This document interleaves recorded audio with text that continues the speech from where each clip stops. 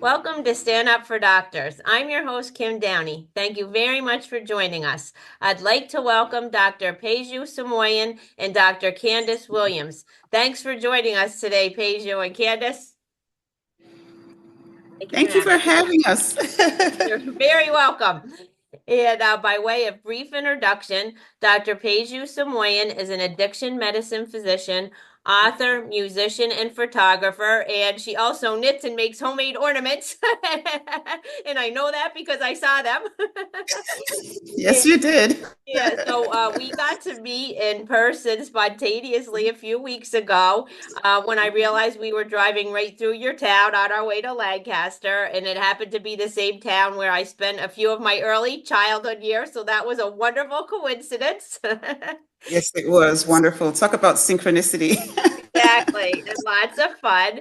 And Mhm. Dr. Candice Williams is a holistic and lifestyle pain management physician, an expert in music is medicine, providing soothing sounds for medical spaces and patients, an expert witness for medical malpractice, anesthesiology, and pain, and a music producer. So I think you're both amazing.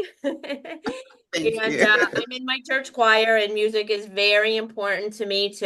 And I'm actually, by the time we air this episode, I'll have had another surgery that I'm apprehensive about. So the music is medicine.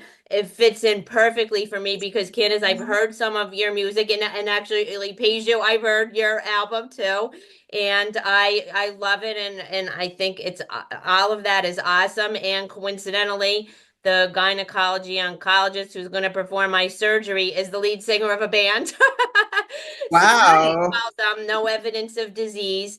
And twice a year, it's her and five other gynecology oncology surgeons who go around the country and to raise money and awareness for gynecological cancers. So that's how I met her at a concert. I never thought I would be a patient, but that's such is life. um, so Candace, would you like to tell us a little about you as we get started? It could be anything, including hobbies. Yeah, great. Thank you for having me. Yes, like you said, all the things you listed, anesthesiologist and pain trained, but I've always, had music in my life since about the age of 7. And I played, piano off and on and had a wonderful teacher. God rest her soul. Her name is Miss Sangster. She passed away not too long ago, at the age of 93. So she had a long, beautiful life. But yeah, I played off and on and then, was interested in medicine and all through the medical journeys, it's so easy to put aside the things that you love. And towards the end of my residency, I started working with one of the pianists that was really like my idol that I like to study with, and I studied jazz piano with him for about 8 years. And around the time of the pandemic, I started producing music. And so, yes, I do make music for healing and relaxation, but I also make gospel R&B. And lately, I've been making a lot of music to pitch in film and television. So those are my current projects now, including relaxation music belongs in there too, because there's music for spas and spaces like that that I've been, pitching to get placed. So it's been a wonderful journey in keeping all of the things that make us well and happy, um it's just been kind of a journey because medicine can be that way, right? It's sometimes difficult to keep the things that you love close to you. So yeah, I've been having a good time over here making a lot of music, so it's been good. Wow. Well, that's wonderful. Thanks for sharing that. And Peju, what would you like us to know about you? Thank you. Well, so I'm an addiction medicine specialist, as was mentioned earlier, and I've always liked music, but unlike Candice, I don't have all those years of professional training, and I'm not a producer. But I remember when I was little, an older relative asked what I wanted to be when I grew up, and I said I wanted to be a pianist, and she's like, better think about a real job, a real career. That's a hobby. And so for me, and I didn't really have piano lessons for more than actually about half a year or less than that, as a kid. But somehow I never lost the interest, and I would, just play on my own when I could, and I started, as an adult, I eventually learned other instruments. But it was, for me, it was like after my residency and everything, when I finally was done with all that training, I just couldn't get away from my desire to play music and to learn more. And I started taking piano lessons again. I mean, I hadn't given it up. I'd been playing on my own, but I wasn't very good because I didn't really have much instruction. So I started taking lessons again, and along the way I had learned to play other instruments like the guitar and eventually the ukulele, and so for me, there was always this struggle with, how do I incorporate all these other interests into my medical work, and as an academic physician, I was so busy with so many responsibilities. I started out after residency at a brand new medical school.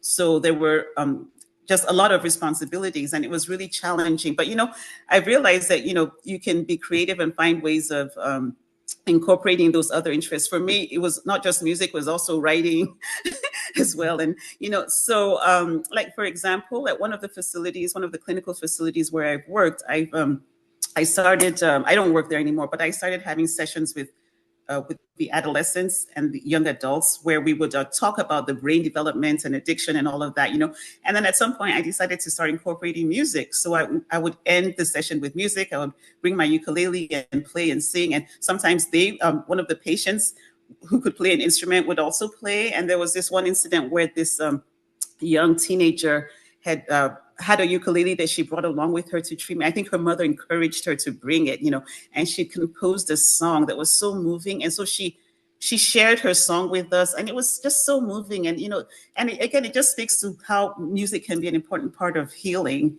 Yeah. And I also became a part of the Music and Medicine Committee of the American Medical Women's Association.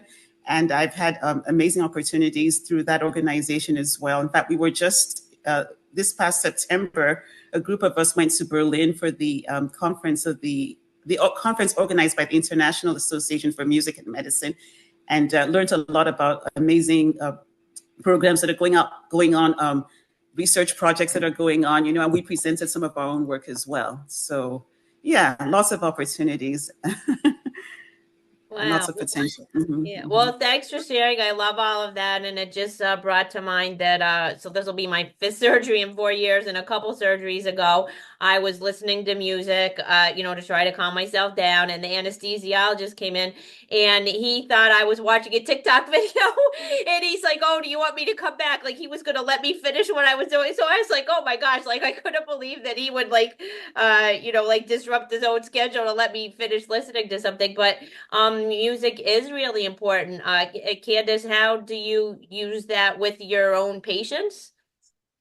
Right. So I'm in the process of opening my holistic pain practice. And so what I do is I've taught different people anecdotally how to use music to quiet their nervous systems. And so, as we know, the sympathetic and the parasympathetic, right? Parasympathetic is more the rest and digest and basically slowing down just all of those nervous system signals that are, coming at us when we have pain. And so that's one of the ways that I, incorporated. When I did traditional pain medicine in terms of interventional pain, what I would do is I would always play the patients their favorite song, right? And I did all of my procedures, epidurals, facet blocks, radio frequency ablation, all with no sedation. Some people are like, oh my gosh, but I was able to do them with no sedation by playing people's favorite song and by talking to them. Like by the time they realized what was happening, the procedures were over. One of my patients, this was in the Kaiser system back in the day, one of my patients got upset because I forgot their favorite song. They were like, "You forgot that I like," and I was like, their genre, and I was like, oh my gosh, I'm so sorry. So music is important to people, right? I just think that we don't use it to its fullest capacity. I think that you were mentioning the conference in Berlin. I think that some of the other countries, especially Europe, they're a little bit further with using it as a medical modality. I do know that there's a company here called Surgical Serenity Solutions that they provide headphones to different hospitals that has music in it. And so it's not a plug for me. It's actually a plug for something that I saw and someone that I met that I think is doing amazing work. Their headphones are in different hospitals, some of the VA hospitals. So the perioperative music is a thing, right? It's been heavily researched and shown that in some studies that it's at least equal with or not inferior to anxiolytic medications like midazolam during blocks, especially upper extremity blocks. And so we know that music has the power to help us heal, has the power to help us relax. But I just think because that part of it is not it's research, but it's not like accepted as a modality or paid for by most insurances. I think that some people, they discount it. And so, my hope is to use it more with patients in the future. Yeah, and if may I add something to that? Thank you so much for sharing that your experience, Candice. I totally agree with you. And one of the things that I learned at the conference I mentioned earlier was that there's been research that has shown that music interventions have helped patients with chronic pain and depression and anxiety. And this is the part that that came to mind when you were speaking. They found out that when patients were allowed to choose their own music, they had a better, the impact was more beneficial than when the researcher chose the music for them, so that just goes along with what you were saying about, playing music that they like.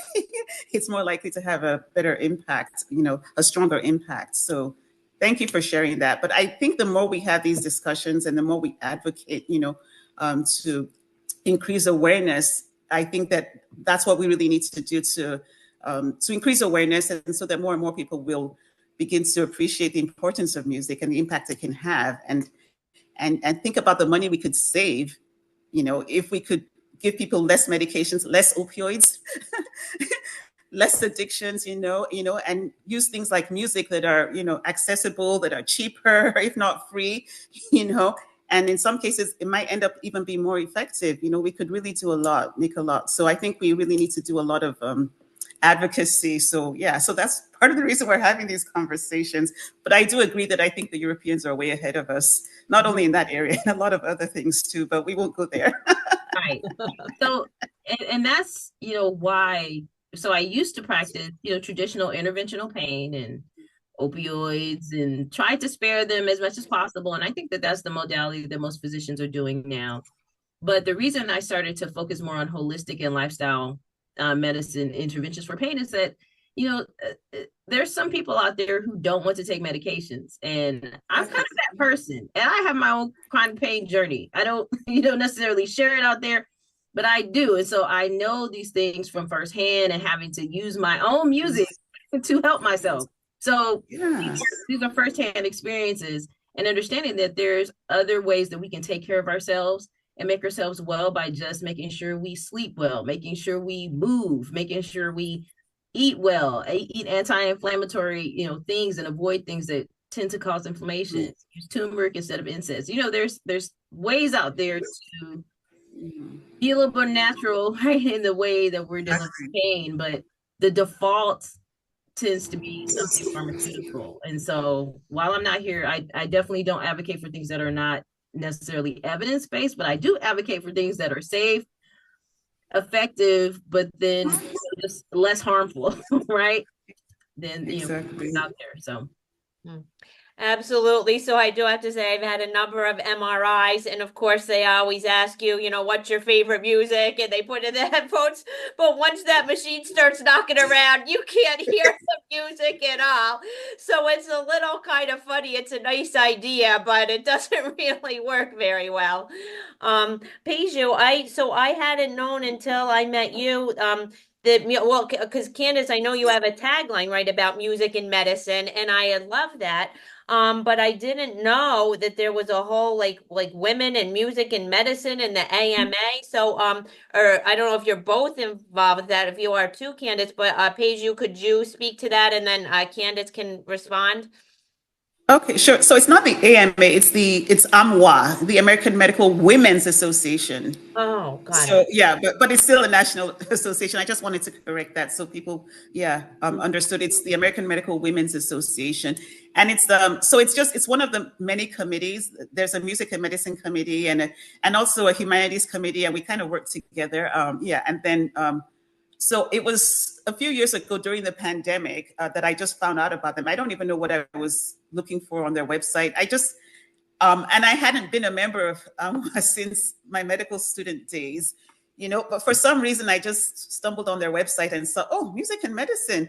And that got me back into the organization. I became a member of AMWA again. I became it because of the music and medicine committee, and then we have regular meetings. Like I said, some of us went to Berlin for this conference and we presented about our work also at AMWA conferences. This last year's conference was virtual, but last year we were in Philadelphia. And then, and since you asked, I think I'll share a few stories. So the chair is Dr. Mary Roro, she's a psychiatrist. She works at the VA in New Jersey. And her story is that as a little child, she liked music. She knew she wanted to be a doctor. And her mother used to take her to the nursing home and to the hospital. And then one day, as a teenager, she was playing the violin for this patient who hadn't spoken in weeks. The patient was maybe a cancer patient, but she was very depressed and hadn't spoken for weeks. And when she started playing Silent Night, and the patient who hadn't spoken in weeks started singing and started responding, and it was such an impactful experience. The nurses were moved to tears. And, even as a young girl that, Mary was like, that had such an impact on her. And she decided that she was definitely going to incorporate music into her work as a physician. And that's what she does today. She plays her viola with the veterans. She also sings, she performs. Yeah. So that's just one example. Another of our members, I'll try and be quick so I don't take all the time. Dr. Sidel Ross was somebody who, as a 6-year-old, said she wanted to be a singing doctor. And then she became a doctor and the singing part was kind of pushed to the back burner. And then it was while she was experiencing burnout as a physician that she took time off and then reflected on what was really important to her and then realized, it was music. She needed to get back to music and singing. And then she got back to work and had the opportunity, she was like, what if I sang with one of the patients? And then there was a terminal patient who had been a professional jazz musician, and his dying wish was to have a bedside jam. So Dr. Ross got to organize that bedside jam. She sang, she got a trumpet player and a saxophonist, and they granted his dying wish. And a few days later, he was gone. But so you see, sometimes going back to our own interests, I really think that, it helps us to be better physicians, better clinicians. We're better able to connect with our patients, and meet them, in a way that we might not have been able to if we ourselves hadn't tapped into those interests and to those gifts and talents. I think we're better at what we do when we embrace all of who we were made to be. I totally agree. There's a theme here. Yeah, I wanted to be a concert pianist and a doctor too when I was 5. Yeah, so I do know about the AMWA and the Women in Medicine, and I have gone to some of their meetings, and it is great. It is a great organization, and people are doing wonderful things there to put forth music with medicine. I don't, just to clarify, I don't own the trademark or the patent to music as medicine. Someone does own that. That came, you have to be careful there. That came into my purview, but I'm working on another one. I have one in the works, my own trademark for my tagline. But having said that, yes, I do think, and I agree with Peju that it's returning to what you feel that is deposited within you. My belief is that deposited into you by God, what the original things, and bringing those things to the forefront is important, and we should use it. We should use every facet of ourselves in being doctors. A lot of times we just use the cerebral part, right, and we put away everything else. And that's to not only our detriment, but it's to other people's detriment. They don't get to meet the full self. They don't get to know us, right? They don't get the best of us when we're not tapped into the things that are deposited in us. So I totally agree. Yeah. Well, thanks to you for sharing that. And I know through some of the things that have happened the past few years, I've kind of perceived some of it as traumatic. And I would find an album and then put it on repeat. And then now that I'm going through some things, like again, I found myself like revisiting that music. So I wonder if there a point where it's not good to keep playing the same things. Is there a point where it's better to expand? I think the playing the same thing, it it comes to like safety, right? It brings you back to a place that's familiar. It brings you back to a place where the emotions are familiar. You know what's going to happen. It's like your mental predictability. So I think within a certain amount of repetitions is not harmful. But yeah, you may vary it every now and again, but I don't think that there's anything wrong with that. I mean, people watch the same movie all the time because they know what's going to happen, right? It's predictable. It kind of gives you a sense of like calm because you know what's going to happen. And then if it's sad, I would say, you may limit it, right? You don't want to take yourself kind of a bad path repeatedly, but other than that, nothing wrong with a little repeat. Nothing wrong with that. Yeah. Okay, thanks. Well, now I'd like you both to tell us, the audience, more about your own music. So, Peju, just tell us about your music. All right, so I have a CD with 13 Christmas carols that I recorded last year. And it's one of those things what I hadn't really planned to do it, but I was kind of in a situation where I left my full-time job without really having planned to.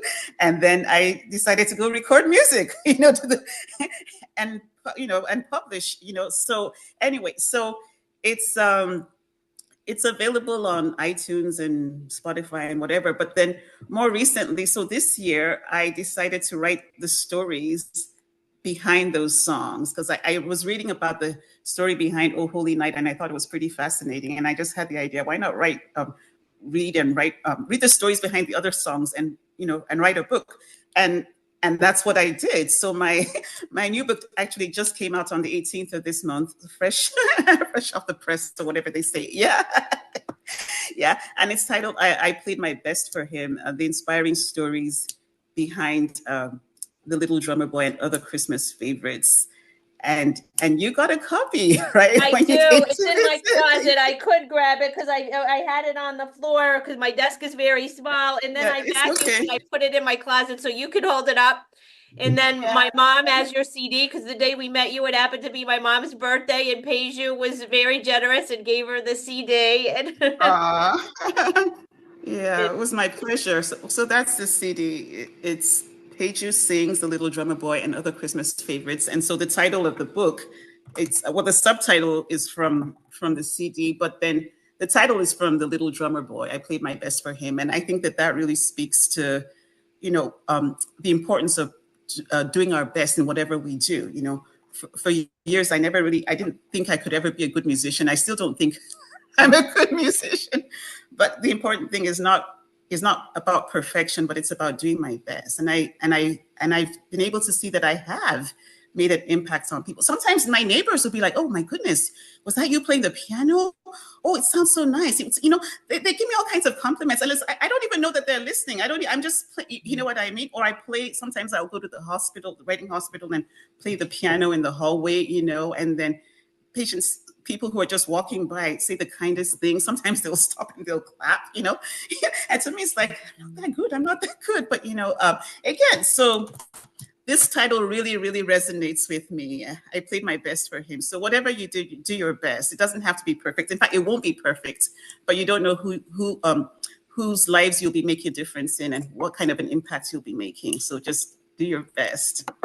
You're given those gifts and talents for a reason. So Absolutely. And we'll have Candice share about what just came to mind. And I would like to have Sidel Ross on sometime as well. And this would be a whole other conversation about music with Parkinson's patients, because we use music, to help them just move better, right? Because sometimes yes, they get stuck. But when you put on music, they're able to either dance a little or just walk better. It's just the rhythm really helps. Yeah, it's And being used for Parkinson's, for dementia. Sorry to interrupt. Yeah, there's so many potential uses for music. Yeah. So Candice, share more with us about your music. Yeah, so my music can be found on all outlets. It's called Serenity Sounds Music for Healing and Relaxation. I have 5 separate singles that have been released in the YouTube channel under Prelude PC. And it has all of my songs with different visuals. So some are mountain scenes, some are trees, some are rain. So I have that. And then I have a separate project that I released back in 2020 with 2 of my friends. It's called Black Beauty by JNC. And that project talks about the beauty of Black people, because at the time it was about the George Floyd incident. But the songs are really about just the beauty in all people, and how we need to see humanity in all people. So the 2 songs are Black Beauty and Future, which is a song about children. So that's my released music. I have some unreleased music that, like I said, I'm working on for placement in film and TV. So if I'm successful, you hear some of my music on major networks. That's my goal. Major networks and hospitals and spas. So Amazing. Yeah, that is amazing. Wow. So Peju, what else would you like to share with our audience about music in general, about your music, anything, about for patients, anything, or doctors? Yeah, I think that we should be more open to incorporating music and art into our work as clinicians, as physicians, and also just incorporating those things into our own personal lives too, because there's so much talk about burnout, but engaging in creative activities, and it doesn't have to be music, or for other people it might be tennis, whatever. I think that can really help with with getting balance in our lives and avoiding burnouts. So, and then I just like to tell people, I used to feel as if maybe there was something wrong with me. Why do I have all these random things, different things that I need to keep doing? Why aren't other people doing all these things that I'm doing? But then I realized that, that's what makes me me. So instead of trying to be quote unquote normal, whatever that is, just be the unique person that you were created to be. I love that. And Candice, well, actually, before Candice, that also made me think again, this would be another whole topic is like drumming and drumming circles, how that can be healing, because that's a form of music too. And I think, Candice, you mentioned before Peju came on that your husband is a drummer. So, so Candice, if you want to share, any final words about, music, your music, drumming, anything. right. Well, I do agree with what Paige was saying about music being more incorporated in medical spaces, but just the arts period. But having, as physicians, not losing ourselves to the medical complex and the doing, that we forget what other gifts and talents. It could be writing, it could be any other gift, and incorporating that in what you do, but also just having it for yourself for joy. I think when I was a medical student, resident, I felt really like fish out of water, because music has been vital to how I'm wired, right? And so for some it's a hobby, but for me, it's always been more serious than that. And I have played professionally as well, and on stages and those things, and I was getting to that point. But then once medical school entered the picture, right, that stuff starts to go down, down, down, right? You don't have time during residency to keep up, right, with those things. And so I really felt conflicted the entire time, like, man, I really want to be over here doing this music thing. And I think that my some of my practice and some of my practice habits would have lasted longer had I have incorporated music earlier, because basically I suppressed it so far that I had to just stop practicing for a while and just only spend time on music, right, to feel whole. So I don't want other clinicians and physicians to go through that, right? It's important to kind of keep whatever it is that's important to you as part of your life. It just enriches your life, and then it makes it where it's burnout. It kind of keeps burnout at bay. Yeah, that's so important to share. I've heard that over and over again. So yeah, thank you for sharing that. And Peju, how can our listeners get in touch with you? So my website is thedoctorwriter, all one word.com. That's the easiest way. Yeah. And there's a contact me form there. Thedoctorwriter, one word.com. Okay, Thank you fantastic. so And how about you, Candice? Okay, similarly, my website is Prelude, like a prelude, preludepc.com. And there is a contact me form. There it talks about my practice, and it also talks about, so there's a form if patients want to sign up for my practice. It's telemedicine based. But there's also a page about my music, so they can find out both. Okay, well, Yes. thank you. And I highly recommend to everyone that they look you up and find your music. And I'll be listening less than 2 weeks from today and before that as well. So thank you again for being my guest. It's the first time I've had a conversation, quite like this. And I was so happy to have you both on. Thank you so Thank much for having us. And it's you. definitely my pleasure. And yeah, this was amazing. So keep up the good work. And it was nice to see you again, night virtually, Candice. Yes, it's been some time. We should Okay. get together. We should get together. Yeah, we Yeah. should. We should. Little jam. We can do Yeah, that. exactly. Right. Yeah, you should play some music together, right? I'd be all over Exactly, that. exactly. But I'm really grateful for social media because it was because of social media and the physician groups on Facebook that I got to meet people like Candice, and I got to know that there were so many other physicians like me who had all these interests and who were still doctors in many cases, still practicing, but just doing a lot of amazing things. So yeah, and that's how we got to meet, right? Through LinkedIn, Exactly. right? Yeah, right. Yeah, here's Yeah, to LinkedIn. exactly. I was able to meet, I was at a conference for music and film and TV, so totally different, right? I'm in the music realm only. And I was at a conference. I won't out this person at all, but I was at a conference and I was mentioning to the other producers there, like, we were talking about branding. And I was worried because everything basically has music and medicine together in all my branding, including on my Instagram. And I was like, do I need to separate that? Because in the music world, people think you're not as serious, right? If you have Yeah. something else. And one person in the group, it was a vocalist, she was like, I'm, I'm actually, a doctor. I'm not gonna, you know what I mean? We should talk later. So, because she doesn't tell anyone, right? So Wow. we to the side, we talked, found out her specialty and everything, and I listened to her single, and she's phenomenal. Like, you wouldn't know that she practices medicine at all, right? So I mean, I think that was God's intervention because I needed one Yeah. person to feel not out of place, right? No one there is a physician, right? Pretty much me and that person, right? And so the two people in that space met. So there's physicians that are doing music and at a high level, and any level. I would say any level matters. Just the fact of being creative is important, very Exactly. important. But it helps Exactly. not feel so out of place in the other realm as well, right? You step into music rooms, it's not too many musicians in there, right? So yeah, so people are doing it. So discouraged. So physicians, Yeah. it's out there Well, for you, right? So yeah. Well, that's what you want. So that's terrific. Well, I love all of that. And in closing, to move the needle in healthcare, we all need to raise our voices and we all need to care about each other.